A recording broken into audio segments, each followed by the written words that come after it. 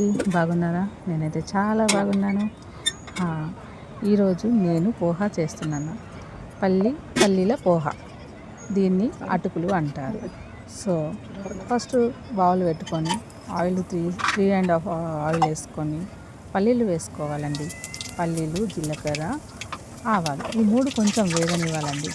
వేగనిచ్చాక మిర్చి, తర్వాత కరిపత్త and onion వేసుకోవాలండి. వేసుకొని కొంచెం ఫ్రై కాగానే, కొంచెం బ్రౌనిష్ రాగానే సాల్ట్ వేసుకోవాలి తగినంత, అండ్ పసుపు వేసుకోవాలండి. సాల్ట్, పసుపు వేసుకున్న తర్వాత మీరు కొంచెం పోహా వేసుకొని మంచిగా ఫ్రై చేసుకోండి. పోహా వేసుకొని మంచిగా ఫ్రై చేసి, ఇప్పుడు మీరు కొత్తిమీర ఆకు లాస్ట్లో వేసుకొని ఫ్రై చేసుకోండి. పోహా రెడీ. యమ్మీ పోహా రెడీ. మీ అందరికీ నచ్చుతుంది అని అనుకుంటున్నాను. సో ఇదైతే నా పిల్లలకు చాలా ఇష్టం, చాలా టేస్టీ అయింది. Okay, bye.